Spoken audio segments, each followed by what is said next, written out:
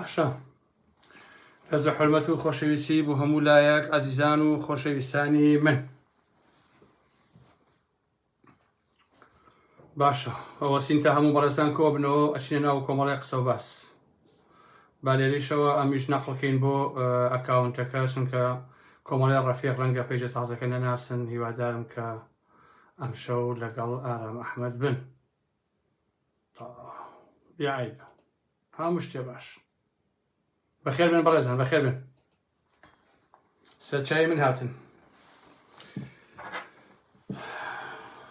نازانم عینێکی بۆ لە چاوکەم چکە چاوم زۆر ماندووە. دەڵێن چی ئاوا بێت؟ ها خۆشەویستان بە عینەکەوە بێت. قوربانی ئێوە یاخوا بەخێر بن سەر چاو، بەخێر بن. ڕێز و حورمەت بۆ هەموو لایەکتان. عەزیزان خۆشەویستانی من، بەر لەوەی بڕۆمە ناو بابەتەکەوە ئەمەوێ پێتان بڵێم کە خۆتان ئەزانن ئەم دەسەڵاتە هەتا ئەوانەیشی وەکو شاسوار خوان بە ئۆپۆزیسیۆن ئەزانن کار لەسەر سڕینەوەی دەنگە ناڕازیەکانەکەن، یعنی کار لەسەر سڕینەوەی دەنگی وەکو ئارام ئەحمەدەکەن. بۆیە پێیجە سووتێنن، هاکی ئەکەن، پارەی تیا سەرفەکەن، ئیهانەمان پێەکەن، لەم لایشەوەچن پێیج ئەکەنەوە بەناوی ئێمەمانانەوە. خۆشەویستانی من، ئەم پەیجەی کە ئێستا من لایڤەکەی لێواکەم ئەمە پەیجی ڕسمی منە. ئەم پەیجەی کە ئێستا لەم مۆبایلەوە پیشاندانەدەم ئەمە گروپی شاسوار و ئەوان لە چاڤیلاندەوە کردویانەوە بەناوی منەوە. هیوادارم کە ئەمەتان لە هەر شوێنەکە بینی ڕێک و پێک بلۆکی بکەن و نەهێڵن بە هیچ جۆرێک بەناوی منەوە ئەو کارانە بکەن. ئەمانە کە ئەمانیان بڵاوکرێتەوە هەمووی درۆیە ئەم قسانە لاهوروە ئەمەوە ئەوەوە ئەوەوە. ئەمە خۆشەویستان هەمووتان ئەمانە ڕسواکەن و ئەمە پێیجی شاسوارە بەناوی ئارام ئەحمەدەوە کردوێتەوە. هیوادارم کە لای خۆتان بلۆکی بکەن و ئەدروشتی مەکەن و مەخەڵەتێن بەو درۆ دەلەسانی کە ئەمانە بڵاوی ئەکەنەوە. بەڕاستی بۆ شاسوایش عیبە لە چاویلاندەوەیەت بەناوی منەوە بە وێنەی منەوە وە پارێکی زۆرە بە سپۆنسەری پەیجەکە بە پارەی دزی و تاڵانی بۆی کە لایک و کۆمنت بەرێ بەناوی ئارام ئەحمەد وێنەی ئارام ئەحمەد. تۆ شەرم ناکەی بەڕاستی. بەڵگەیەکم لەلایە خۆشەویستان مژدەی شاسوار هەیە $1000 بە یەک پۆستی هیچ و پوش داوە، واتە $1000 بۆ یەک سپۆنسەراوە بۆ وێنەیەک. عەزیزانی من ئەو مژدەیە چکە پارەی دزیە دەستیان کەوتەوە. باشە شاسوار هەر شێ بکەی تۆ لەلای من لە یەکێتی و پارتی مجریم و تاوانباتر و خائینتری. تەواو ئەمە ڕێئی منە لەسەر تۆ. مێژوویش ئەمە ئەسەرمێنە لە حقیقەتە. هەتا ئێستا هیچ شتێکم نەوتووە نەتیجەکەی وا دەرنەچوو بێت. لەبەرەوە شاسواری کەبابچی دڵنیاتەکەم لەوە تۆ لە مەسئول بازانی و لە کوڕانی تاڵەبانی هیچ و پوشتری و ساقتری و دز و جەدەتری و فێڵباستری و حەچی ئایدس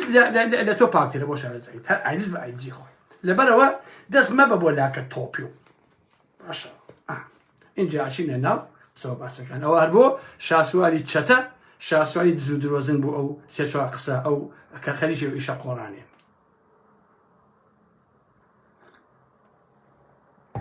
عەزیزان ئەم باسە کە من ئەم شەو بۆ ئێوە یەکەم دیارە لەسەر مەسەلەی داستانی کۆڕێ و نازانم ئەو داستانانێت کە بنەماڵەی بازانی لە مێژووە خوڕقاندویانە. ئەمەوێ بە هەموو لایەکتان بڵێن بنەماڵەی بازانی هەمیشە مێژوو ئەدزێت. مێژووی خەڵکی تر، مێژووی حیزبی تر، مێژووی فڵان و فیسارەکان و ئالەم بابەتانە، مێژووی ئازایەتیەکان، مێژووی قارەمانێتی، چونکە خۆی ئەمانەی هیچی نییە هەمیشە ئەچێ ئەم مێژوانە ئەدزێت. هەڕێک ئەو قسەیە کاڵێ درۆ بکە تا خەڵک بڕوا پێەکە. پارتی و بنەماڵەی بازانی لەسەر ئەساسی درۆ بەڕاستی ڕاوەستاون. یعنی سەرلەبەری ئەو مێژووی کە ئەوان ئەینووسنەوە بۆ خۆیان و بە قازانجی خۆیان سەرلەبەری درۆ دەلەسەیە و پێچەوانەکەی ڕاستە. نەشن چونکە ئەمانە بەڕاستی مێژوو دزن. کاتێک کە ڕاپەڕین کرا من خۆم بەشدار بووم لە سێمانیە، بنەماڵەی بازانی و پارتی بەشدار نەبوون لە سێمانی. هەتا لە هەولێریش بادینان ئەوە هەر هیچی تیانە کراوە، بەعس خۆی ڕۆی و ڕووخا با بڵێن شەڵی تیان نەبووە.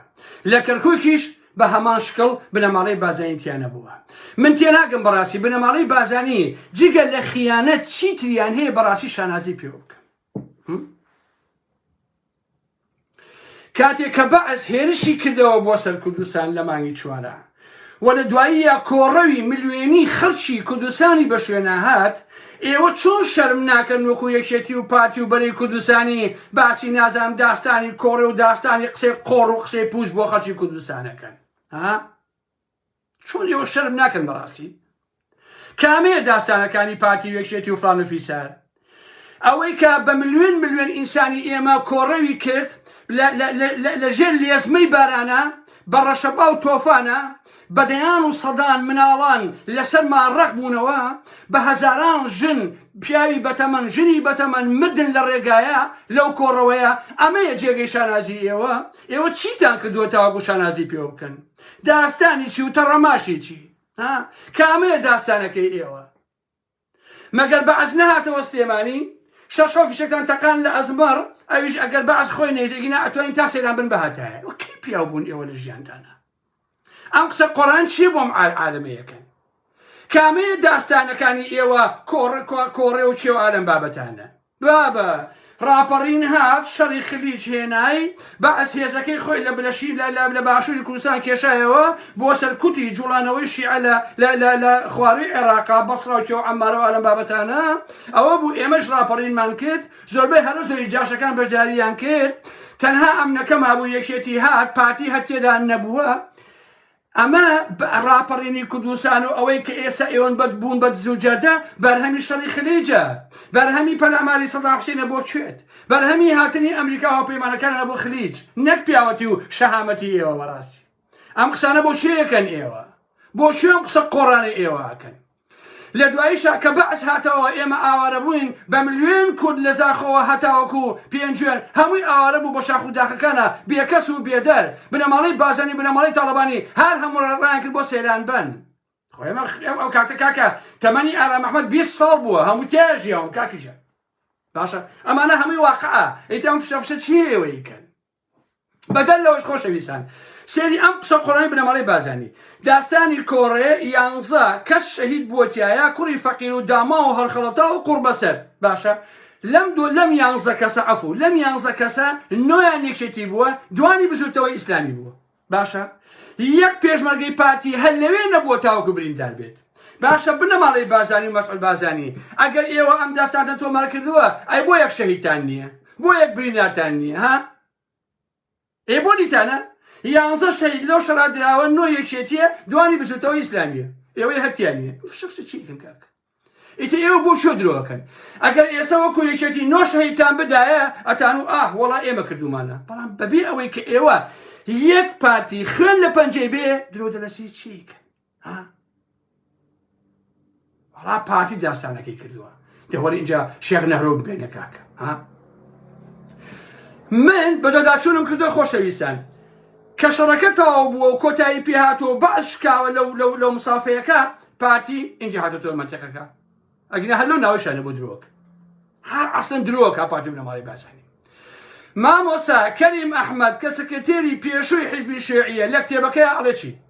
ئەڵێ لە کاتی شەڕی کۆڕێ ئێمە وەکو حیزبی شیوعی 6 پێشمەرگەمان هەبووە، داوامان لە کاک مەسعود کرد ئەوی ژۆک پارتی هێز بنێرێ. مەسعود وتی تەنها 12 پێشمەرگەم لەگەڵایە، ئەوانیش جێمە هێڵن ئەگەر بڵێن بابچین بۆ بەرگری بکەین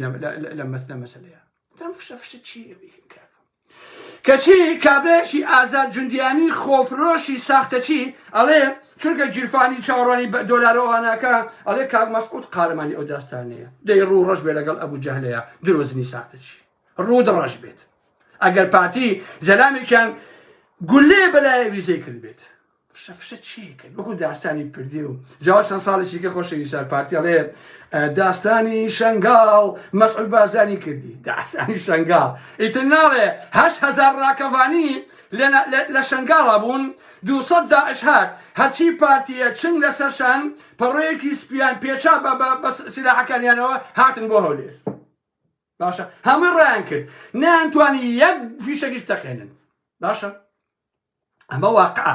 مێژووی بنەماڵی بازانی یعنی درۆ جاوە خۆشویستانە لە تەوێڵە ئەو لە کتێبەکەی عەبدوڵڵا قەراخی هەیە لە تەوێڵە دوو کابرا دراوسی باخە بن ناوەکانیان ناڵم قەیناکە ڕەنگە لە ژیاندا نەما بن نازانم ئەڵێ یەکێکیان شەڕ بەیترە فرۆشێ لەسەر مەسەلەی باخ و باخات و ئالەم بابەتانە کابرایش ئەڵێ بابە واز بێنە و ئێمە خەڵکی گوندێکین و دراوسێکین و ئالەمە کابرا هەر وازنانە قیسیسمە بێ وایەتی کابرا بۆچی ئەو دوو باخەکە و بیراجێکی باشی ئەکات تێر و پڕی لێیە هەڵەسێتەوە لەسەری کابرا هەر جوێنی پێەیە هەر ئەڵێ داکی والیەکەم باوکی والیەکەم ئەو کوژم ئەمە ئەوەی خەڵکیش کووە بێتەوە ئەوانم وەرحاڵ بە چەند گێمێ کابرا ئەمەندەی لێ ئەیە ئەوەندەی لێ ئەیە ئیتر خۆی هیلاگە بێت لە پەلوپۆکەوێ ئەمەنەی شەقتی هەڵا ئەمەنەی بۆ کەس لێیە ئەمەنەی کوتێک پیاکێشی باشە هەر لەگەڵ کابرا هەڵەسێتەوە کابرای ژێرکەوتو وەکو پارتی ئەڵێ چارتەکەم بەخوا وا ئەەکەم ئەمە یەکەم دایکی وا باوکی وا ئەلم بابەتانە ئیتر کابرایش ئەمەندەی لێ ئەیە هیلاک و ماندووە بێ دوور لە ڕێەوە بە خەڵکەکەڵێ کوراکاکەڵێ ئەم سەگ با بگن با ڕاکەم باشە کابرامە چاری نامێنێت تکاکە جا پارتی ژوایە پارتی چونکە هێزێکی جەبان و تێ هەڵدراوە هەر ئەڵێ وازنیانم هەر بە زۆر ئەبێت تۆ بڵێ باشە کاکە گیان تۆ ڕاستەکەی من خوا حافیز باش نییە ئاوایە پارتی بنەماڵی بازانی چونکە بنەماڵی بازانی بنەماڵێکی جەبان و بێشەهامەت بوون بە درێژایی مێژوو بەڕاستی باشە پاشان مێژوو یەکێتی و پارتی هەر فشێ لای ئێمە درۆیە هەر هەموو ئەم مێژوانی ئێوە بەڕاستی لە زیندانەکانە هەمووتان تەسلیمە بوون بە حکوومەتی عێراقی لە سێدارا دران چونکە ئەوانەی کە خۆڕاگریان کردایە تەسلیم نەبوونایە ئیعدام نەکران بەڵام ئێوە هەمووتانوانی کە ئیعدام کراون هەمووی تەسلیم بوون بە حکوومەتی بەعەس بۆیە هەمووی ناوی خەڵکیان بردووە خەڵکیان بە ئیعدام ماوە نهێنیان دکاندۆ بۆیە ئەویان بووە بە درێژایی مێژوو یەکێتی و پارتی کوڕی فەقیریان بە کوشتن داوە خۆشیان وەکو بەزێکی بانە بۆی دەرچوون دوایژێ سەر ڕادوێ یان تیڤی یا ڕۆژنامەکان قسەی گەورە گەوراکەن و دەمبان وەکو مەلامەتەشی ئەم بابەتانە وەڵڵاهی عەزیزان ئەو مەلام سەفایە مەگەر مێشوو لە پێوە یابێت باشە ئەو مەسعود بازانیە مەگەر بە سڵفە چۆلەکە ڕێخنێکی لێ بەسەر شانوشتیە ئینا بەحیەتی گول لە بەلایەن ڕۆشتو باشە مام جەلال ئەوە هەر لە دوورەوە سەیری لە ژیانی قەناعەتی بۆ نەوچێ فیشێکی بتەقێنێ ئاواش بزای چونکە ئەڵێ قسەیەکی مامجای ئەڵێ خۆت هەڵگرن بۆ چاپەکەی بەسەرا تاڵەبانی خۆی هەڵگیر بۆ چاپەکەی بەسەرا بەڕاستی بۆیە سەرانی یەکێتی و پارتیش باسی کوڕی فەقیر ناکەم کوڕی قارەمان و هەڵیان خەڵتان و یان بەکوشت بەڵام سەرانی پارتی و یەکێتی هەر هەمویان جەبان و بێشەهامەت بوون باس هاژوو هوژیان کردووە بۆ خەڵتانی گەنجی داماوە باشە دوو فیشێکیان ئەتەقان هەر لە خۆیانەوە لە ڕادیۆکەوە ئەیان قیڕان ئەم شەو مەفرەزەکانی پێشمەرگە چوون ئەمەیان کردو ئەوەیان کردو ئالەم بابەتانە باشە وەکو حیزبی دیموکرات ئەوانجا هەروە بوون پێشمەرگەکانی حیزبی دیموکراتی کوردستانی ئێران هەر لە خۆ دەستی پێ کرد دوو خەشابگیرا دوو کلاشکەوە دوو شێزێ وازیان جمهوری ئیسلامی مشکلەی نیە بۆ دوو ژێسێ نەبێت تەنیشی بە دەردی خۆتان وەکاکەیەوە ئەمە مفشەفشە چیکەن کۆمەڵێ توجار و قاچاقچین بە ناوی کوردەوە پارە پیاکەن و تەواو پێش بۆ ناکە لەو جات قسە بکەن بەڕاستی بە درێژایی هەموو ئەم مێژووە لە ڕاپەڕنیشە تەحداکەم یەک کوڕی دەوڵەمەند نەکوژاوە هەشت کوڕە فەقیر نەکوژا لە ڕاپەڕنیشە باشە ئاوایە عزیزان دووبارەیەکەمەوە ئەوە پەیجەکەی ئارام ئەحمەدە کە ئەم لایڤێتەیە ئەمێنێتەوە ئەم پەیجە ڕسوایی شاسوار هیوادارم کە ئەوەی کە ئامیت یا بڵاوبۆتەوە عزیزانی من لای خۆتانەوە بلۆکی کەن ئەمە پێیجی ئارام ئەحمەد نییە ئەمە هینی شاسوار و ئەوانەیە ئەمانیان تیا بڵاوکرێتەوە هەمووی دۆ دەلەسێ هێشتانە بە ناوی ئارام ئەحمەدەوە هیچی من لێ مەسئول نیم ئەوە بلۆکن لای خۆتان و تیان هەڵەن لەم ساتەچیانە پاشان باێمە بیر لەوەکەینەوە ئەم بەناو داستانانەی ئێوە چ خێرێکی بۆ کوتە بووە فەرموو دێ چ خێرێکی هەبووە جگە لەوەی کە دوو باندی مافیایی دز و جەردەی بەرهەمهێناوە لە باشووری کوردستان جگە لەوەی بنەماڵی تاڵەبانی و بازانی و سەرەدزەکانی یەکێتی و پارتی بەرهەمهێناوە و کردوونی بە ملیاردێر و ملیۆنێر چیتی بەرهەمهێناوە 30 ساڵە کوردی داما و لەژێر سایی ئێوەیە بێنان بێ ئەو بێژیان داستانی چیتان شانازی پێ بکەن ها ئێسش کێی خوا ئێسش قوباد و پاڤێڵ ئەیخۆن ئێسش شاناز و کوڕوکشەکانی ئەیخۆن ئێساش لەتیفە بەنداودزی مێردی ئەیخۆ لەم ڕۆژانە شاناز ئەیوچی خۆشەویستان بەردەوامە بین لەسەر بیر و باوەڕەکانی برای مەحمەد دەوەرە اینجا سەری خۆمەیە ئابۆ دار و بەردەیە ئاخر کام بیر و باوەڕی برای مەحمەد ها بابە برای مەحمەد وەڵڵەهی یەکەم دۆڕاوی سیاسیە لە کۆمەڵگای ئێمەیە باشە حتا لە مێژوویشە نەخاوەنی فکرە نەخاوەنی هیچە چوار هۆنراوی کاڵ و کوچی هەیە و چوار چیرۆک و تەواو کاکە ئیتر خۆمە گۆتە نییە بە قوربانێ بم خۆش سپێر نییە خۆ مارکیزی کۆڵۆمبیانی برای مەحمەد چییە کاکە لێمەتان کردە بە شتێک بیر و ڕاو ئالم بابەتە کامە بیر و باوەڕ ها پاشان برای محمد کۆمەڵێک کچی خستۆتەوە کە هیچ ئەدەبێکی سیاسی و کۆمەڵایەتیان نییە وەکو زەرو دەمیان ژەندۆتە خوێنی خەڵکی کوردستان و ئەیمژین هاکە تەقین بەڕاستی دەیان و سەدان ملیۆن دۆلاری ئەم میلەتەی ئێمەیان دزیوە بۆیە برای محمد ئەگەر خاوەنی بیر و باوەڕ بووایە خۆ دەبوو پریسکێکی ئەم بیر و باوەڕە بۆ کچەکانی بڕۆشتایە خۆ دەبوو لانی کەم کچەکانی وا پەروەردە بکردایە کە ئەمەندە دز و دەستپیش نەبن بەڕاستی ئەمەندە قرچۆک نەبن ئەمەندە تاڵانی نەکەن بنەما کچەکانی برای محمد منهۆڵ ئەخۆنەوە بەسەر قاپەکەیەوە بە حەق ئاسنەکەی منهۆڵ حەقیان نییە قوت ئەیخۆنەوە با باش بیزانی بەس پارەی تیا بێت بۆیە ئەگەر برای محمد چوار شانازی هەبێ وەکو قەڵەم بەدەستێ وەکو شیعر نووسێ وەکو ڕۆمانی ژانی گەل وەکو کوێرەوە وەکو ئەمانە کچەکانی ئەویشان هەڕاش کرد و ئەویشان فرۆشت من خۆم یەک دنیا ڕێزم لە مێژووی برای محمەوە گرت بەڵام ئێستا ڕێزی لێ ناگرم بەڕاستی چونکە ئەگەر برای محمەد پیاوێکی خاوەن بیر و باوەڕ بووایە ئەبوایە ئەمەندە ئەخلاقەتی تیا بووایە مناڵەکانی وا پەروەردەکردایە کە دەستپاک بوونایە نەک دز و جەردە بڕۆ نیوەی سلێمانی شانات زیوێتی بۆ کچ و کوڕەکەی خۆی باشە یا پاڤێڵ قوبات کە لای برای محمەد گەورە بوون نەک لای جەلال تاڵەبانی باشە هەتا پاڤڵیش بە ناوی برای محمەوەیە لە بەریتانیا ئەوە ڕاستێکی دیکە ئیتر ئەمە چییە داستانەکەی نازانم شێ عالم با قسە قۆڕانە چیە کاک دەگەڕ ڕێزم بۆ ئەو خەڵکە داما و قوڕ بەسەرە کە دوای ئەمانە کەوتووە خۆیان داوا بکوشت حرمەتم بۆ ئەو پێشمەرگانە هەیە کە شەهید کراون و هەڵخەڵەتاون ڕێزم بۆ ئەو پێشمەرگانەش هەیە کە دوای یەکێتی و پارتی و حیزبەکانی کە کەوتون بە ناوی کودایەتی و ئەمانەوە هەڵخەڵەتیانراون لە دوای ڕاپەڕین دزی و جەردەییان نەکردووە ڕێزشم بۆ ئەوان هەیە بەڵام لێرەوە ئەڵێم نەفرەت لە خۆتان و لە داستانتان نەفرەت لە لوێ چەکەکانتان بێ نەفرەت لە چەتەکانی پارتی یەکێتی بێ نەفرەت لە شەرواڵەکانتان تف لە مراخانیەکانتان تف لە جامانەکانتان تف لە ساک بەسەری پێشمەرگایەتەکانتان باشە تف لەو ڕۆژانەی کە ئێوە بە شاخەوە بوون لە دوایە بوون بە کەڵەکە بەسەر میلەتەکەی ئێمەوە تف لە سات بەساتی پێشمەرگایەتەکەی ئێوە باشە باسی چیم بۆکن پێشمەرگا ئێوە ئەمەیە دوای 30 ساڵ ئەمەیە 30 ساڵ کە ئەیبینین باس خەریکی دزی و تاڵانین پێشمەرگایەتی بڵا بوو بۆ گیانی ئێمە ئێوەی چەتەکانی یەکێتی و پارتی ئایدز بوون بۆ جەستەی ئێمە نەحلەت لە شۆڕشەکەتان نەحلەت لە شاختان نەحلەت لەو ڕۆژەی کە هیلاک بوون نەحلەت لەو ئاوە جوانی کانیەکانی بزان کە ئێوە خۆنتانێتەوە باشە بەلای ئیشی خۆتانەوە ئێوە فشەفش نەکەن داستان و ماسان و ئارم بابەتانە مێژوو ئێمە ئەینووسینەوە ئێوە کۆمەڵێ چەتە و دز و جەردە بوون بە شاخەوە پیاوی ئێران و پیاوی تورکیا و پیاوی ئەملا ئەولا بوون بە ناوی کوردەوە کۆمەڵێ خەڵکی قوربەسەر مناڕە فەقیر هەڵتان خەڵەتانەوە لەو شاخە یاوتانە بەکوش لە پێنای بەژۆدی خۆتانە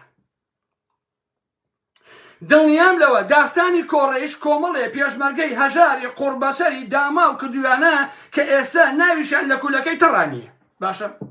ئیتر ئێوەی گیرفان پڕ ئێوەی دز و جەردە چین تا ئێوە خۆتانی پێوە بابدەن و ئێمە کردومانی ئێوە کردومانە درۆک من هەموو شتێکم جوانە بەس ئاخر کراسەکەم نییە هەموو شتێکم جوانە ئەخلاقێتم جوانە بەڕاستی هەموو شتێکی ئارە مەحمەد جوانە وەکو وتم 11 کەس کوژراوە 9 یەکێتی بووە دوانیشی بزوتەوە ئیسلامی کەشی پاتێڵای ئێمە کردومان وا درۆکیت ڕۆ ڕەش بێ لەگەڵ ئەبوو جەهل بەعسیش کە هاتەوە هەمووتان ڕاتان کرد والله بەیانی کە بەلەوەی دەواوەکانی بەعس بێ بۆ شەخسیەکە من لە ناو سنەوبەرەکانی گۆیژەیە بووم شایەتەکان لەگەڵ مابوون ماون باش نییە بەزاتی خوا یەک پێشمەرگە لە سلێمانە نەمابوو مەخەڕی بەرەی کوردستانی کە لەو لانی قاوەی کرێکارانەوە بوو لە سلێمانی یەک پێ ئاوا زنجیری لێدرا بوو خۆم سێنم کە سەعاتی 9 بەیانی فشەفشە چی وێگن کەرک وەڵی بەحاکی قارەمان و ئازاژ نەبوون وەڵی ئازا بوونایە ئێستا دز نابوون بەقەت ئازا نەبوون مەسعود بازانی تۆ هەر بە حیاتی ئازا نەبووی لە ژیانتا باشە یەک چەقالە بۆ کورد نەتەخەنە چەقالێک ئەسپێکی نەکوشووە بەڵام من ئێستا داستانەکانی بنەماڵەی بارزانی باسەکەم داستانی خیانەت داستانی ڕوڕەشی داستانی جەهل داستانی کورتفرۆشی داستانی تەقەکردن لە هەر چۆپاچەی کوردستان ئەمەیە داستانی بنەماڵەی بارزانی باشە پەرلەمەکەم با تۆزێک لەو نازدارە بخۆمەوە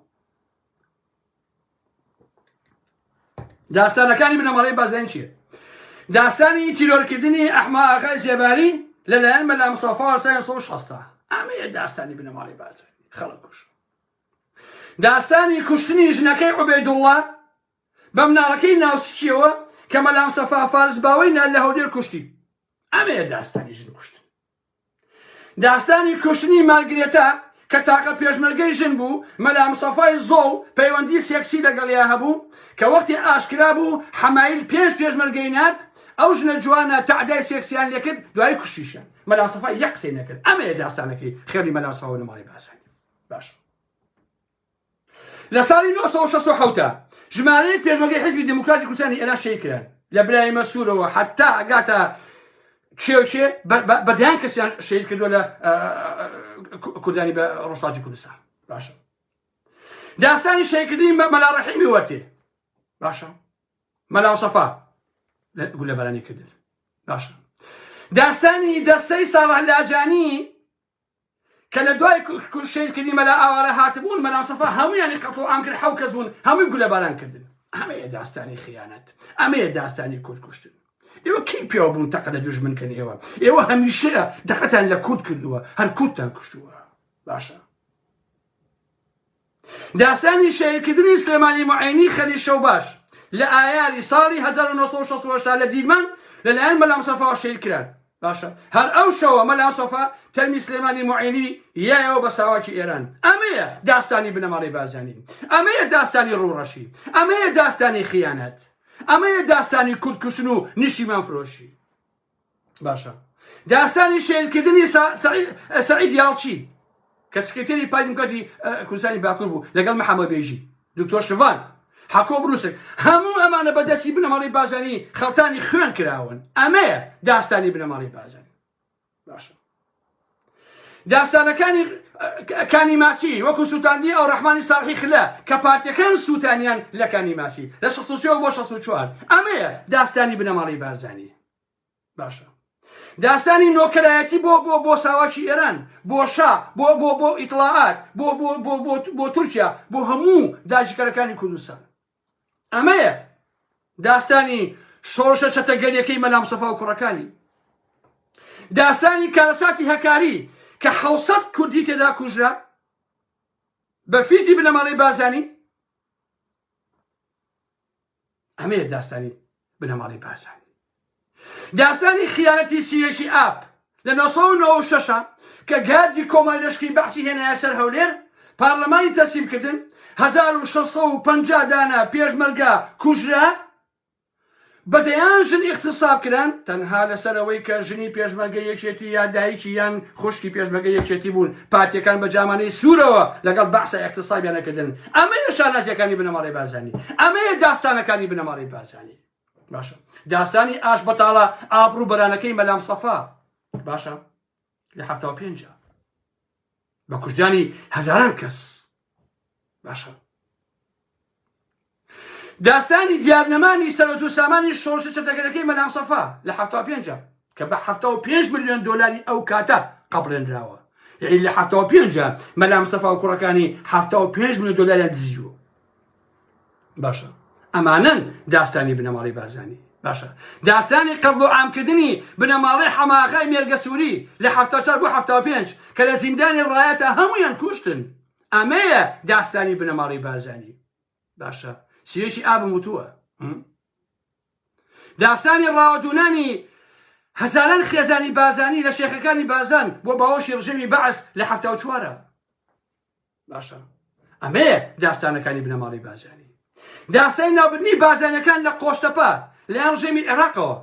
چونکە لە 83 لە گەرمەی شەڕی ئێران و عێراقا ئیدریس بازانی هاتە حاجی هۆمەران لەگەڵ بەعسا دانیشتنی کرد، وتی ئێمە لە دواوە خەنجەر نادەین لە جێشی عێراق. بەڵام کە ڕۆشتەوە ئێران گوێی بایە، وتی حەدچی قسەی واکەی. ئەو لە فاو بە جامانەی سوورەوە شەڕیانە کرد، بۆیە بەعسیش هات بازانیەکانی هەمووی ئەنفار کرد. باشە. داستانی دزینی سەرۆت و سامانی ئەم میلەتە لە ناویەکەوە کە بنەماڵی بازانی و تاقمەکەی جەلال تاڵەبانی ئەیدزن. باشە. داستانی دزی و گەندەڵی و جەردەیی بنەماڵی بازانی و بنەماڵی تاڵەبانی، سەرانی پارتی و سەرانی یەکێتی. باشە. داستانی شەیدکردنی 67 گریلای پەکەکە بەرەبیرم نەچێ لە هەولێر لە 96 کە تا ئێستاش تەرمەکانیان دیار نییە 16 دانەگریلا بنەماڵی بازانانی لەگەڵ میتی توجە دەوریان هەمیان قەتوعامکردن ئەمەیە داستانی بنەماڵی بازانانی ئەمەیە خیانەتی بنەماڵی بازانانی ئەمەیە کوشتن لەلایەن بنەماڵی بازانیەوە بابا بنەماڵی بازانانی تۆ کەی پیاو بووی بچیت دژی ئێران و عێراق و تورکیەوانە شەڕکەی هەتمیشە دژی کورد کردوتە بە فیتی داجیکەران بەڕاستی ئەمە مێژووی تۆیە باشە داستان بەدەیان داستانتان هەیە بەڵام داستانی خیانەت داستانی تیرۆرکردنی ساڵی 91 لە بادینان وەکو نەسری عومەر وەکو فرانسیس وەکو ڕۆف کامیل وەکو دەیانی تر یەکەم ئیشی بنەماڵی بازانی کە هاتەوە لە بادینان بۆ ئەوەی کە سەر بە خەڵک دابخە تیرۆرکردنی هەموو دەنگە ناڕازیەکان بۆ لە بادینانە هەمویانی قەتوعام کرد باشە ئەمانەیە داستانی پارتی بنەماڵی بازانی داستانی ئەوەی کە لە سیوێشی ئابە کەریم سنجاری کەریم عوسمان ئەگرێ زمانی ئەبڕێ لەبەر کە ڕادەکەی یەکێتیەوە دژی پارتی قسەی کردبوو یەکێتی هەر شەرەفی نییە بەڕاستی یەکێتی ئەگەر شەرەفی هەبووایە ئاوا نەئەبوو بەڵام بە پارتی بنەماڵی بازانی بەڵام یەکێتی باندێکی مافیایی و قاچاقچیە باشە بڕۆن ئەگەر داستانتانەوێ داستان بەدناوەکەی ئاکرێ زیندانەکەی ئاکرێ بڕۆن بزانن لەو زیندانی ئاکرەیە چی ڕۆی داوە بە دێژای ئەم هەموو ساڵە باشە مەگەر زیندانەکەی نازم گزال ئاوا بوو بێ باشە لە ئەمنی عامی بەغا یا هەئەی کەرکووک یا نازانم هەموو ئەمانە وەکو زیندانی ئاکرێ باشە کافریان سوار مسلمان کردووە ئیسلامیان سوار ئەوە کردووە باسی فاخیر مەگەسوی کە بنەماڵی بازانی چۆن ئەوان قەتوعام کردووە باشە داستانی چی ئێوە باسی داستانەکە بنەماڵی بازاری داستانی ئێوە یعنی خیانەت یعنی کورتفرۆشتن یعنی خەنجەر لە پشتی کورد یعنی داستانی کوشتنی 12 کادری حیزبی شوعی باشە بە فەرماندەیی ناوچەی زاخۆ عیسا سوار باشە کە بە بڕیاری مەدام سەفا هەر هەمویان تیرۆر کران باشە ئەمەیە ئێوە هەر لە ئێساوە خەریبم تاوەکو 2 ڕۆژی تر من داستانی خیانەت و کورتکوشتنی ئێوە باسکەم هێشتا هەر تەواو نابێت باشە لە ساڵی 75 کەوتێ مەدام سەفا ئاش بەتاڵەکەکە 600 پێشمەرگە زیاتر لە داخی ئاش بەتاڵەکە مەدام سەفا خۆیان کوشت لە 75 خۆیان کوشت لە داخ باشە ئەوەیە یا داستانی کوشتنی کچێکی دامێوەکو هێلینا لە بادینان باوکی شەیدی پارتی بوو دایکی ئەچێتە لای عێزەدین بەرواری تا موچیکە بۆ بڕێتەوە لەبەری کەژنە شەهیدە و کچێکی هەیە ئەلم بابەتانە ئەویش قەولیان پیاوە ئەڵێ باخشەکەت بێتە ئێرە هێلینا لە ماڵەکەی خۆمە لە ماڵەکەی منا بۆ خۆی ئیش بکە ئەویش ژنێکی شەهیدە و دڵ پاکە بێت و ئەڵێ بەخوا عێزەدین بەرواری ڕاستەکە کچەکەی ئەبا لە ماڵ عێزەدین بەرواریە داێنێت کە تەمەنی تەنها 7 ساڵە بێ هێلینا باشنیە ئەوە ئەم داستانە سەرۆژی قەشەکانی دنیاش هینی کرد مەسیحەکانی دنیا تەداخلی و مۆزوعەکردنی هێلینا بەڵام عێزەدین بەرواری ئەچێ سکی پڕەکات کە ئەزانە سکی پڕ بووە ئەچن ئەیکوژن ماوەیە دوای ئەوە کرێکاری شارەوانی کە خەریکی پاکردنەوە لە شوێنەکە مێتەکەیان دۆزیەوە هێنی هێلینا باشە لەبەرەی کشە مەسیحیەک بوو ئەم کەیسە بە جۆرێک گەورە بوو مەسعود بازانی خائین مەسعودی گەورە دەست مەسعودی گەورە مافیا عێزەدین بەرواری ماوەیەک ناردە ئەڵمانیا تا 2 ساڵ دوایی بردیەوە بۆ سلێمانی بۆ کوردستان و تەواو کشەکەش ڕۆی خوێنی بەفێرە ڕۆی ئەمەیە داستانی بنەماڵی بازانی باشە داستانی بنەماڵی بازانی واتە داستانی کوشتنی یا ترۆرکردنی شێخستار سۆرانی مامە حەما سەردەش عوسمان وەداد حسێن ئەمە داستانی ئێوەیە داستانی ئێوە واتە داستانی زیندانیکردنی شێروانی و هاوڕێکانی کە 56 کەستان گوزار لە بادینانە ئەمەیە داستانەکانی ئێوە بنەماڵی بازانی باشە داستانی ئێوە جگەل لە کوردنی کوشت و خیانەت ئێوە کەی پیاو بوون دژی داجیکەران ڕابوەسن باشە داستانی ئەوەتان هێنی وێرانکردنی گوندی کەڵەکن و کوشتنی حسێن ئاغای سوچی و ئەنفالکردنی هەر هەمویان باشە دەسانگی بەسە هەموو سامانەکەیە هەمووتان دزی حسێن ئاغاشان ساختەچیانە کوش بەڕاستی بە میوانی چون بۆ ماڵەکەی بۆی کە لێ داوەتان کە دەورتانە گوندەکەیتان کاول کرد و وەرە ناویشتان برد باشە یان داستانی شنگاڵەکەتان ئەوەیە داستانەکانی ئێوەیە کە لە 79 پێش لەشکری جمهوری ئیسلامیە نەکەوتن بۆ سەر مەهابات و بۆ هەورامان و ئالەم بابەتانە زیاتر لە 400 کوتان شەهید کرد هێ ڕۆژهەڵاتی کوردستان باشە کەیکیان براکەی مەحەمەدی ماملێ بوو ئێوە شەهیدتان کرد ئەمەیە داستانی بنەماڵی بازاری مەگەر ئێوە حەمە عەلی قەشەتانیتان ئەسیر نەکرد لە شەی ناوخوا کوشتان پێشتر فەرماندەی پارتی بوو دوای بوو بە یەکێتی گرتان و کوشتان لە 96 ئەوانە مێژووی ئێوەیە ئێمە ئەم مێژوانە ئەنووسینەوە من کتێبێکە من نزیکەی 30,000 لاپەڕا بێ دیوە تاریکەکانی پارتیوێکێتی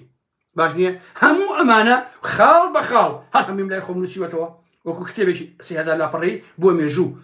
ئایندەش هەبێت چاپێکە باشە یان داستانی شێرکردنی حەسەن کوێستانی هاوڕێکانی ساڵی 1994 کە هات بۆ دانوستاندن بۆ گفتوگە لەگە پەلی بنەماڵەی بازرگانی لە شەی ناوخۆیە بەڵام بنەماڵەی بازرگانی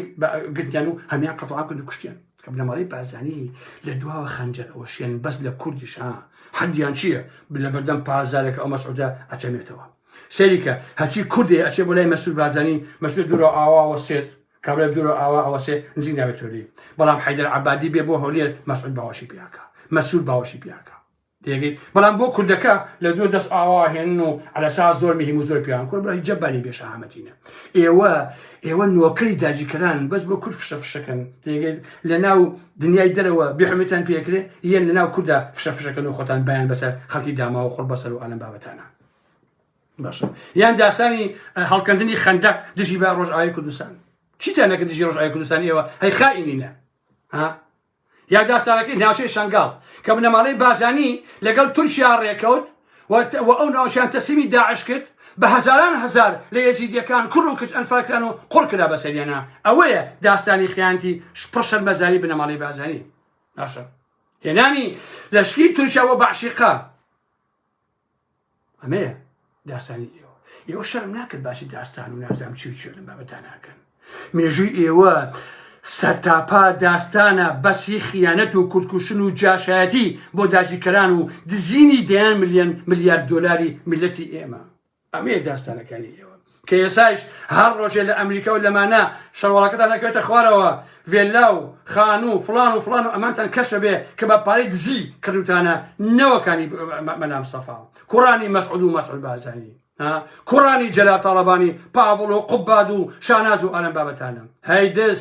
قوبا عەزیزانی من یەکێتی و پارتی ئەو قسانەی کە بەیەکیان درۆکەن قوبات لەگەڵ بنەماڵەی بازرگانی ڕێکەوتووە بۆ فرۆشتنی غازی کوردستان لەبەر ئێران ئەو قسانەکە قوبات لە ئێران ڕاستینەی خۆی دەرخست وتی ئێمە توانین ئەوە بکەین لەبەرەوە ئەوانە درۆکەن لەم لاوە دوور نییە 4 ڕۆژی تر لەتیفە بەنداودەست بکەن بەسەر و کۆمان یەکێتی و پارتی ئەوڵام قسەم کردووە ڕێکەون لەسەر ئەوە بەڵام بنەماڵەی تاڵەبانی و بنەماڵەی بازرگانی ڕێکەوتون لەسەر فرۆشتنی غاز و دار و بەردی کوردستان بۆ شەراکەت بۆ دزی بۆ جەردەی خۆیان ئەمە ڕاستیەکەی لەبەرەوە قەت باوەڕ بەمانە نەکەن باوەڕ بەوە نەکەن یەکێتی و پارتی کە قسە بەیەگەڵێن بۆ پارەیە بۆ ئیرۆیە بۆ پاوەنە بۆ تمەنە بۆ دۆلارە بۆ چ ناوێکتر هەیە بۆ لیرەیە بۆ ئالە بابەتانەیە کاکەم ئەمانە عەزیزانی ئارام محەممەد شەرەفی خۆیان فرۆشۆ بۆ پارە پارتی وێشێتی ئابڕویان نەماوە سەرانێکێتی و پارتی کوورماڵ ئابێت داچیان ئەفرۆشن بۆ پارە بەباش بیزانین داچیان ئەفرۆشن بۆ پارە هەمویان ئێستا ئازاد بوون ئەڵێ ژن بڕۆ خۆچێکی بیکە پیا خۆچێکا بیکە ئاوان ئێستا بنەماڵەی بازرگانی تاڵەبانی سەرانێکی پارتی خوا بی ئەخلاقی کردوون خوا ڕسوای کردوون خوا سوک و سەلیمی کردوون عەزیزانی من دێگەیت باشە بنەماڵەی بازرگانی کە ئەم فشەفشەیەکە عەزیزان سەیری کە بڕۆ بە مێژووا بچنەوە باشە لەو شۆڕشە چەتەگەری بنەماڵەی بازرگانیە کە ئاش بەتاڵیان کردووە بنەماڵەی بازرگانی و مەلام سەفا خاوەنی 6,000 پێشمەرگەی دائیمی بووە 6,000 پێشمەرگە 43,000 هێزی بەرگریشی هەبووە 470 ئەفسەری هەبووە 643 130,000 چەکدارەکە خۆشەویستان بودجەی شۆڕشەکەیان لە تەنها لە 74ەوە هەتا 75 48 ملیۆن دیناری عێراقی ئەو کاتە بووە سلێمانی پێکڕی بەو 48 ملیۆن دینارە عەزیزانی من باشە دەیان هەزار بڕنە و کڵاشکۆفیان هەبووە 15 ملیۆن فیشێکیان هەبووە 5,000 گول لە تۆپیان هەبووە سەدان هاوەنی گریان هەبووە بە سەدان ڕەشاش و نازام دۆشکە و چوچو ئەلەم بابەتێنان هەبووە بە سەدان تۆپی 145 ملیم و 33 ملیم و 57 ملیم و دژە فڕۆکیان هەبووە بە سەدان ساروخی ستیلەیان هەبووە دژە فڕۆکیان هەبووە ساگەریان هەبووە کە دژی تانگە بە هەزاران RPG 2 RPG 7یان هەبووە کەچی یەک دانە سەعات شەڕیان بۆ نەکرا هەر لەگەڵ شاو سەدام لە جەزایر یەکیان بینی مەلام سەفا کلکی خستەوە ناوگەڵی یەک پۆلیسی بەس بەینەکەیەوە سوال کۆچکی شۆفڕێ بوو پارەکانی دزی ڕۆژ بۆ ئێران لەوێ شۆچوو بۆ ئەمریکا تا ساڵی 79 مرد باشە ئەمەی مێژووی ئێوە داستانی چی بۆ ئێمە باسەکەن کاکە کامێ داستانی ئێوە وەکو چوون لە قوتابخانەکانە ئێستا مێژووی بنەماڵی بازاری دەرخواردی مناڵانی کوردیانی درێ بەناسەفا چی بۆ کاکچ چی بەناسەفا کاک وڵا هیچ نەبوو چی بوو نەجێ شۆشەکەی چی بوو خۆم سەفەرێ باسم کرد خۆشەویستە سەفەرێ باسم کردوتم کاک قسەکەشم منتەقیە ها ئەوە من کوردم باشە مامۆسای زانکۆم لە یەکێ زانکۆکانی فەڕەنسا لە پاریس ئەچم باسی شۆڕشی مەلام سەفاکەم لە شەسەکانەوە تاوەکو 75 ئەم بابەتان ئەم شۆڕشمان ئاوا بوو وا داژیکراین لە باشوور وە ئەمەکە و ئەمان کرد و ئەم بابەتانە تەلەبێ هەڵەسیڵێ کاگاڵا مەحمەی پڕۆفیسۆر زەحمەت نەبێ تۆ مامۆسای باسی ئەم شتانەکەی ئەم مەلام سەفایە چ کارە بووە سەرۆکی حیزبەکەمان بوو ئەوە بوو ئەڵێ چەند کتێبی هەیە ئەڵێم وەڵا هیچ ئەڵێ چەند وتاری هەیە ئەڵێم وەڵا هیچی نییە ئەڵێ ئەی چەند مەقابلەی تیڤی ئەمانی هەڵێم وەڵا هیچی نییە ئەڵێم وەڵا هەتا نامێکی دڵایشی بۆ حەمایەتخان نەنووسیوە کە 8 ساڵ لە ڕووسیا بووە ئەو لە مووسڵ بووە کابرا پێم ڕایبێ ئەڵێ تۆ مامۆسای زانکۆنی تۆ گەمژەی کەسێکە نەخوێنەوار بێ کتێبێکی نەبێ وتارێکی نەبێ نووسینێکی نەبێ باشە سکرتێری حیزبێ چۆن کورد ڕزگاری بە کاکە کوربا بوو وەڵڵا عیبە کاکە وەڵڵا عیبە وەڵڵا مەلام سەفا ئاشبەتاڵی نەکردا هەیە شۆڕشەکەی سەرکەوتوو وایە بە نمونە کەواتە مێژوو ئەبوو بە درۆ ئەبوو بە جەهل شتی وانیە عەزیزانی من شتی وانیە ئەو پارتیانشی کە دوای کەوتووە ڕێزم هەیە هەمووی گوێدرێژن گوێدرێژ باشە کاتی خۆی بۆ باس ئێسش بۆتان باسەکە بۆ شکە کورد زۆرشتی بیرەچێتەوە هەموو پارتیەک مامۆسای زانکۆی بێ هەتا نەخوێنەوارێک ئەدەنێ کوچی وایە ڕۆژێک کابرایەک گوێدەشتی پێ بێ ئەچێ بۆ دەیەک گوێدەشەکەی بەسێتەوە بەدارێکەوە بەڵام حەبلی پێ نابێت یان گولیسی پێ نابێت ئەچێ بۆ ماڵێک بە کابرا لە دەرگایە بە کابراڵە زەحمەت نەبێمەوێ گولیسێکم بەنێ بۆی ئەو گوێدەشم بەسم بۆ دارەوە خاڵێکیان گوێدێش و بەستنەوەی بۆ چییە ئەڵێ ئەی چۆن ئەڵێ هەر بڕۆ ئەمە گوێدێژەکەیە پەتەکە ئاوا لێ بکە بە پەتی ناوێت هەر بەدەست ئاوا بکە اینجا ئاوا ڕایکێشە بۆ لای دارەکە لە دارەکەش ئاوا بەدەست ئاوا بکە ئیتر گوێدێژەکە و ئازانی ئەوە پەتەوە بۆ خۆی ڕاوەسێ ئەلە چۆن شێوە بە تۆ پڕبیکەوە هەرگوکو پارتێکان وەڵایش ئەشێ بۆ لای گوێدێژەکەی باشدی نەحەبلی پێێنە هیچ ئەشێ ئاواکە لە ملی گوێدێژەکە اینجاشی ئاواژەکە بە دەوری دارەکەیە وڵای گوێدەژەکە بۆ خۆی ئەواسێت بەیانی ئەچێت لە ماڵێکا بێت تا بەیانی و بەیانی هەڵەسێت لە بەکەرەکەیەوە بڕوا بۆ شوێنەکەی خۆی سێرەکە کەرەکە ناجۆڵێتەوە ئەووار خۆ تۆ نەحەبلی پێوێنە هیچی پێوەیە کاکە بۆ ناجۆڵێتەوە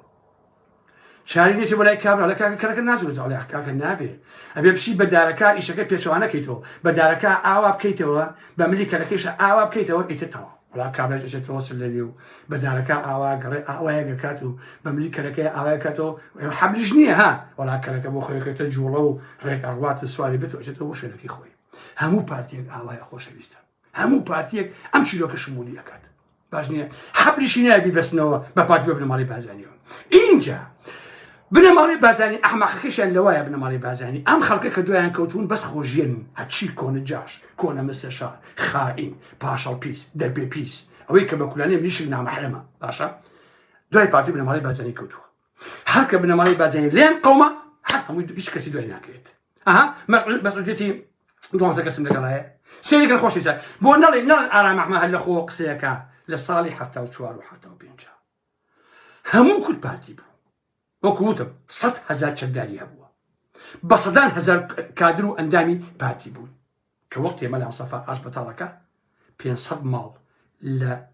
ڕۆژهەڵات لەگەڵ لە ئەمێنێتەوە لە کەرج هەمووی تەسلیمە بێتەوە هەمووی ئەبێ بەجاش ئێستا بەیانی بنەماڵی بەزاییان قەومێ 500 کەس دوایان ناکەوێت بۆ ئەوروپا و بۆ ئێران و ئەرم بابەتانە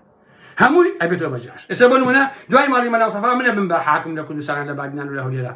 ئەوانەی پارتی هەم بن بەجاشی مامە ئارام ئەحمەد هەم وەڵێ کاک ئارام بە جامانەیە ئەبێشن بەسەرما ئیتر ئەبن بە ڕئیسیان ئاوایە من ڕۆیشتم کەسێکی تر بێ هەروایە حتا بەیانی بنەماڵی بازاری نەمێنێن تورک بێتە بادینان و هەولێر و ئارم بابەتانە هەچی پارتی هەیە هەمووی ئەڵێ بێژی ئەردۆغان ئەوەیە ئەردۆغان ئەمەیە بژی ئارم بابەتان ئاوا ئەڵێ باشە حەشتی شعبی بێ هەمووی بە حەشت هەچی پارتی بە حەشت بە جامانەی سوورەوە خۆشەویستە باشە بۆیە بنەماڵی بازانی و پارتی هەمیشە ماتریالە ئینسانیەکەی ئەندام و کادرەکەی هەمووی فشەڵە هەمووی قسەی قۆڕ هەمووی درۆیە بەڕاستی هەمووی بۆ پارە دوایان کەوتون بۆ پۆڵ بۆ تمەن ئاوایە ئیشەکانێ لەبەرەوە بنەماڵی بازانی خاوەنی داستان و چیرۆک و ئەلەم بابەتانە نین دەڕاستیە باشە باش یەک تەحەدایەتی ژەکەم و بابەتە کۆتایی پێێنم خۆشەویستە تەحەداکەم بابێن سەرژمێری بکەن تەنها لە ساڵی 1976ەوە تا 1991 بزانین پارتی وێکێتی و حیزبەکانی بەرەی کوردستانی ئەوەندەی کوردیان کوشتووە ئەوەندە لە بەعسیان کوشتووە وەرن تەحەداکەم باشە ئەگەر 100 کورد نەکوژرابوو لە بەرامبەر 2 جوندی عێراقیە من ئارام ئەحمەدیم خۆ بەس یەکترتان نەکرد بۆ شاخ و داخەکەکەیەوە بۆ درۆوەکەن باشە لە دوای نەوەیەکیشەوە هەتا 97 بە پێی ژمێریاری خۆیان 12500 دانە پێشمەرگەی یەکێتی پارتی کوژەوە لە 92 تورکیا 35 ملیۆن دلاری یا بە جەلال تاڵەبانی بە مەسعود بارزانی کردیان بە دوو کتۆ خواردیان بۆ شەڕ لەگەڵ پەکەکە پەلاماری قەندیلیاننا 750 دانە گریلا شەید کرا 3500 جاژمەرگە کوژران باشە ئەمەیە بنەماڵی بازانی و تاقمەکە یەکێتی تا فشە چیکەن داحسان کۆمەڵێک خەریکی کەرگین بۆ شاخ و داخەوە قسە قۆرانش بۆ کتێبەکەی خوێنەوە ئەو ئەولاقە داخیاکە حیزبی شوێعی خەریکی کەرگین بوون حرمەتم بۆ ئەو هەموو خوشکە بەڕێزەیەکە لە ژوورەکایە ئەمە ئیتر ئەمە لە کتێبەکان نووسەوە کتێبەکە ئەولاقەکە نووسەوەکە عەلی کڵاشکۆڤ بێ هیچێکە لە فەرماندە هەرە ئازاکانی حیزبی شوێعی کوڕێکی محتەرەم و بەڕاستیش ئینسانێکی ڕاست شەریف بووە باشە ئەبیسێتەوە کە لە مەقەڕەکەیە ماکەرێکی لێ بێ پێشمەرگەی حیزبی شوێعی هەر خەریکی بێت باشە پێشمەرگە گرێ ئەڵێ باشە تۆ عیب ناکەی بۆچی لەگەڵ کەریا ئەچی سێکسەکەی ئەڵێ ئاخر ئادی حیزبی خواردووە ئادی حیزب باشە یعنی کەرێک لەبەر ئادی حیزب تۆچی ئەچی تعدای لێکی کاکە ئەمە شوێعیەکە بووە کە لە کتێبا خوێنراوە بە بەڵگەیە ها مە قسەی لە خۆم بیکەم یەکێتی و پارتی هەر بە هەماشکڵ وەڵڵی ئەوێکێتە خۆشەویستان ئەوەنە نان و دۆبڕ بوون ئەو نان و دۆبڕ بوون ئەگەر پێشمەرگەی ژنەکەی جوان بۆیە لە شاخە ئەچون ئەیان نردوو بۆ تلۆژ لە سێمانی و لەمانە خۆیان ئەچون بۆی تعدە لە ژنەکەیکە باشە دوو فەرماندەیەکێتی ێزانم کە لە ژیان ئەماوە دوو فەرماندەیەکێتی نازانم ناو بڵێم یان نێرم باشە کەسێک لە تەنگی سەرە بێت کە دوو برای یەکیان ناو حسکە یەکیان ناو پارتی ئەپارتی خۆی کوشتی ئەویشی لە ناو حسکا بوو لە سلێمانی تۆرکرا براکەی ژنەکەی زۆر زۆر جوانە بێت ئەم دوو فەرماندەیەکێتی حەزیریەکە و تەماحیتیەکە ژنەکەیش دیارە ڕازی بووە پێیان ئەچن بەژنەکە ئەڵێن ئێمە نامەیەک ئەنووسین بە ناوی ئیستیخباراتی عێراقیەوە بە عەرەبی تۆ بیخە پزووی شەڕواڵەکەی مێردەکەتەوە ئیتۆقە نەبێت نامەکەی ئەنووسن و ئەیێنێ ئیشغات ناو پزووی شەڕواڵەکەیەوە دوو ڕۆژ دوای ئەوە ئەم دوو پێش فەرماندەیە لەگەڵ تیمی پێشمەرگا هەن بەسەر ماڵی کابرایەتی قۆربەسە و داماوە دەبێت ژنەکەی جوانە ئەمە گەڕێ ئەوە گەڕێت و ئەملا شەڕواڵەکە ئەدۆزنەوە نامەکە ئەدۆزنەوە ئەڵێ تۆ بەعسی تۆ حیزبی بەعسی تۆ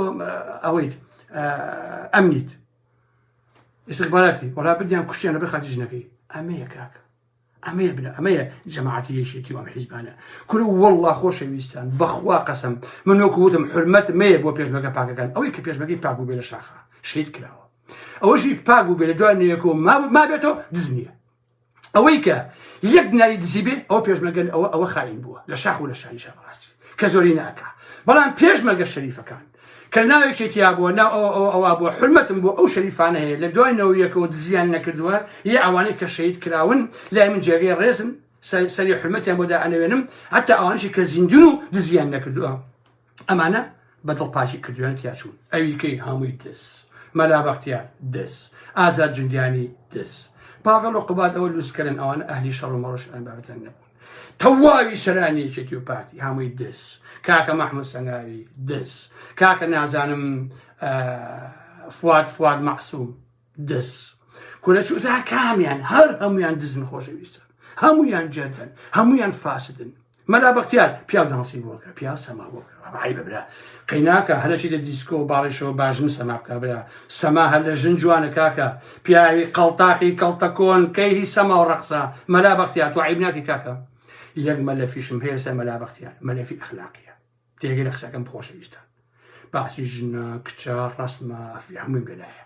تێگەی قسەکەم چونکە بڕیارم ماوە کۆمەڵێ مەلەف لە باتانە بڵاوەکەمەوە کەیفی خۆتانە خۆشەویستە هەر تەکلیفم لێگرن کاگەرم تخوا باسی مەسائلی ئەخلاقی مەکە و ژن و ئالم بابەتانەوە هەموویم لەلایە بەخوا بەڕەسمیش لەلامە باشە ئەوانە ڕۆژێدایە کە وردە وردە هەمووی ئەخەمە ناو ڕۆژە فەڵی باسەکەم لەبەرەوە عەزیزان و خۆشەویستانی